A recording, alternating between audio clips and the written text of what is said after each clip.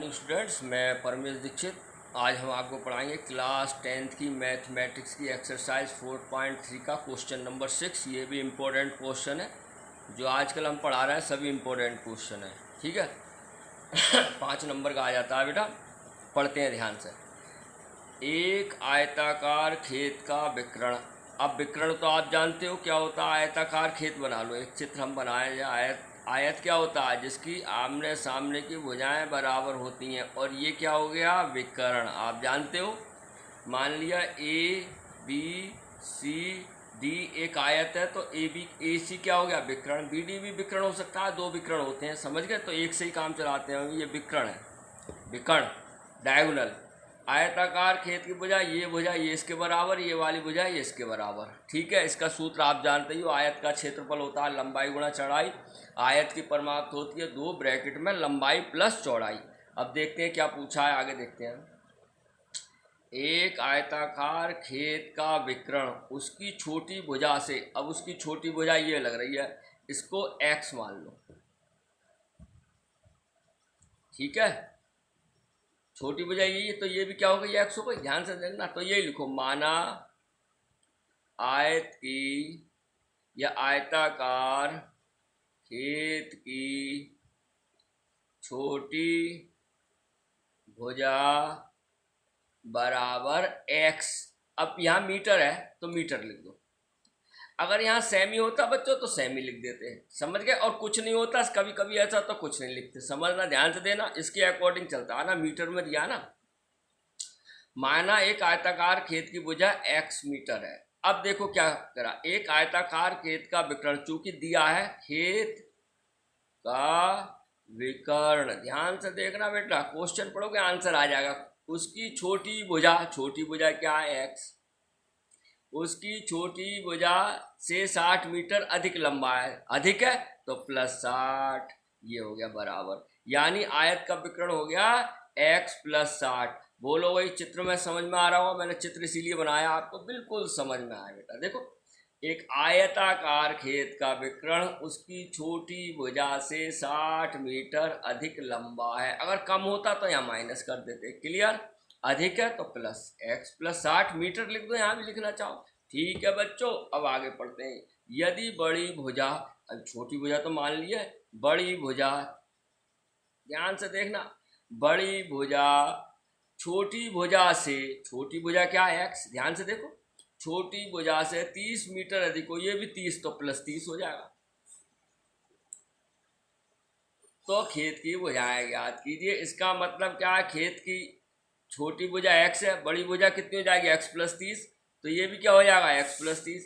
समझ में आया, क्लियर है, क्लियर है, आपको बिल्कुल समझ में आ गया होगा यहाँ तक, क्लियर।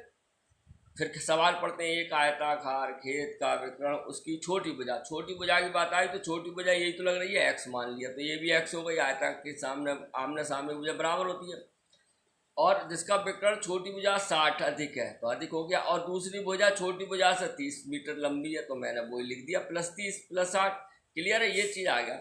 अब हम यहाँ पे क्या करें, अब हमें कुछ नहीं दिया है, तो आप देख रहे होंगे ये एक त्रिभुज बन गया, और ये कैसा कोण है, ये सब समकोण होगा। और समकोण त्रिभुज में क्या लग जाती है, पाइथागोरस थ्योरम लग जाती है, नहीं लग जाती है, आप लगा दें और आंसर आ जाएगा। ठीक है, क्लियर, समझ में आ रहा होगा बिल्कुल। तो आ जाओ, आप ध्यान से लिखना। इसलिए समकोण त्रिभुज हो गया, ये तो हम जानते ही हैं। समकोण त्रिभुज किसमें, ए बी सी में। देखो, और ये 90 क्या लगाएंगे, पाइथागोरस प्रमेय से। पाइथागोरस नाम है एक जिसने ये प्रमेय बनाई है, ठीक है। पाइथागोरस प्रमेय से क्या होता है, आपने 8वें में पढ़ी है, 7वें में पढ़ी है, सब जगह पढ़ी है। क्या होता है, कर्ण का वर्ग में लिख देता हूँ बराबर आधार का वर्ग प्लस लंब का वर्ग। पढ़िए आपने, है, हाइपोटेनस बेस परपेंडिकुलर, यही बोलते हैं अंग्रेजी में, तो वही कर्ण का। अब कर्ण कितना है देखो ध्यान से, ये समकोण त्रिभुज है आपका, समकोण त्रिभुज के सामने की भुजा कर्ण होती है, कर्ण का वर्ग यानी x प्लस 60 का वर्ग। ध्यान से देखना बच्चों, बराबर आधार कितना है, ये आधार हो गया x प्लस 30 का वर्ग, और प्लस लंब कितना है, लंब हो गया x, x स्क्वायर। इसको हल कर लो, आंसर आ जाएगा। समझ में आया? क्वाड्रेटिक इक्वेशन बन जाएगी। अब यहाँ लगेगा a प्लस बी का होल स्क्वायर। क्या होता है, मैं ब्रैकेट में लिख देता हूँ, a प्लस बी का होल स्क्वायर बराबर a square plus B square plus 2ab। प्यारे बच्चों, ये सूत्र आपने 8 में से पढ़ना शुरू करे हैं, इवन 7th से, और देखो 10th में भी लग रहा है, फर्स्ट ईयर में भी लगेगा, इंटर में भी लगेगा, और बीएससी वगैरह मैथ से करोगे उसमें भी आएगा। तो ये चीज़ भूलने की नहीं है, ठीक है? ये याद रखना है आप लोगों को। a की जगह x है, b की जगह 60 है, तो क्या हो जाएगा, ध्यान से देखना, इसका होल स्क्वायर खोलो, एक्स स्क्वायर प्लस 60 का 6 का 36 और 2 जीरो लग जाएंगे, आपको मालूम है, प्लस 2ab 6 दूनी 12 यानी 120x। बोलो भाई, समझ गए होगे? बराबर इसका सूत्र लगाओ, एक्स स्क्वायर प्लस 30 का वर्ग 900 प्लस 2ab 30 दूनी 60x और प्लस एक्स स्क्वायर। ये है, क्लियर है? अब इसको थोड़ा सॉल्व आउट कर लो, एक्स स्क्वायर जोड़ कर 2x, एक तो कट जाएगा, देखो ये एक्स स्क्वायर तो कट गया, गौर से देखो, दोनों प्लस के हैं, जब इधर आएंगे कट जाएगा। अब देखो ये है, इन दोनों को उधर ले जाओ, एक्स स्क्वायर पहले लिख लो क्योंकि हमें द्विघात समीकरण बनानी है। X square plus 60x plus 900 लिख दिया सभी है, देखो घुमा के, और ये चीज़ इधर जाकर पलट जाएगी, माइनस 120x और माइनस 3600 बराबर 0। क्लियर है? हमारे पास आ गया एक्स स्क्वायर 60x, तो माइनस के ज़्यादा है, माइनस 60x बचेगा 120 में, माइनस के 3600 में से 900 के कितने आ गए, 2700 आएंगे मेरे ख्याल से, बराबर 0। ठीक है, 3600 प्लस के हैं तो माइनस 2700 आ गए। अब 2700 के गुणनखंड करो जिससे कि 60 आ जाएँ, क्या आ जाएँ, 60 आ जाएँ। मेरे तो बन गए 9 तियाँ 27, 9 तियाँ 27 और 9 में से 3 गए 6। अब हम अगर लगा लें 9 तियाँ 2700, 90 और 30 कर लें, ध्यान से समझना, आप जानते होगे 90 और 30 कर लें तो इसकी गुणा हो गई 9 तियाँ 27, जो देखो 2700 ही है हमारे पास, और 90 में से 30 गए 60, तो 90 माइनस 30 कर सकते हैं। देखो गुणनखंड निकालने की कितनी बढ़िया तरकीब है। 2700 के टुकड़े करते हैं, करने की जरूरत है, डबल जीरो लगा देंगे, 9 तियाँ 27, तो 90 और 30 की गुणा करेंगे 2700 हो गया, और 90 में से 30 गया 60 ही हमारे पास ये आ रहा है। तो एक्स स्क्वायर माइनस 60 नहीं लिखेंगे, 90 माइनस 30 माइनस 2700 बराबर 0। तो एक्स स्क्वायर बाहर माइनस से चिन्ह बदलेंगे, 90x, और ये क्या हो जाएगा, प्लस 30x माइनस 2700 बराबर 0। कॉमन ले लो भाई, x कॉमन आ गया, x माइनस 90 प्लस 30 कॉमन आ गया, तो आ जाएगा x माइनस 9 और 0, 3 27 बराबर 0। तब क्या ले लेंगे, x माइनस 90 कॉमन आ गया, क्या बचा, x प्लस 30 बराबर 0।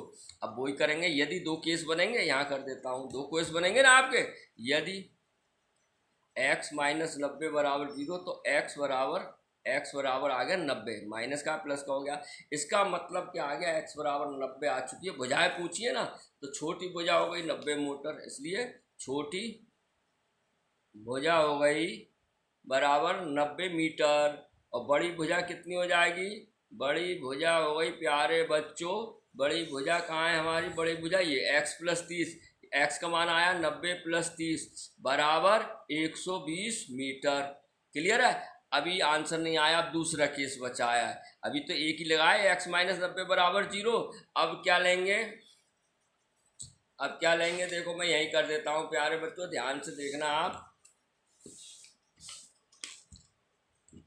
अब क्या लेंगे, दूसरा केस देखो ये है, ये वाला है, अभी तो x माइनस 90 लिया था, यदि x प्लस 30 बराबर 0 तो x बराबर हो जाएगा माइनस 30। बेटा कभी भी किसी की लंबाई माइनस में हो सकती है, किसी कोई भुजा माइनस की हो सकती है, वो तो चित्र ही नहीं बनेगा, असंभव है, अतिशयोक्ति हो जाएगा। मैं कहूँ आपकी उम्र -5 साल है तो ये तो बहुत बड़ा व्यंग हो गया ना, हो ही नहीं सकता, तो ये इसलिए क्या हो जाएगा, ये अमान्य है।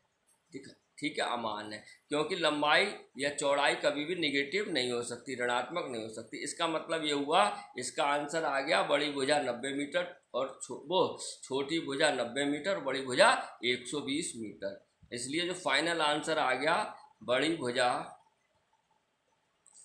बराबर 120 मीटर और छोटी भुजा बराबर 90 मीटर, ये आंसर आ गया। आप चेक कर लेना, आंसर शायद यही होगा, है, आशा है आप लोगों को समझ में आया होगा। इसी प्रकार अब नेक्स्ट क्वेश्चन करना, नहीं तो कल हम कराएंगे। बड़े ध्यान से पढ़िए, मन लगा के पढ़िए, प्रभु का स्मरण करते हुए पढ़िए, अपने माता पिता का कहना मानिए और अनावश्यक घर से बाहर ना निकले। धन्यवाद।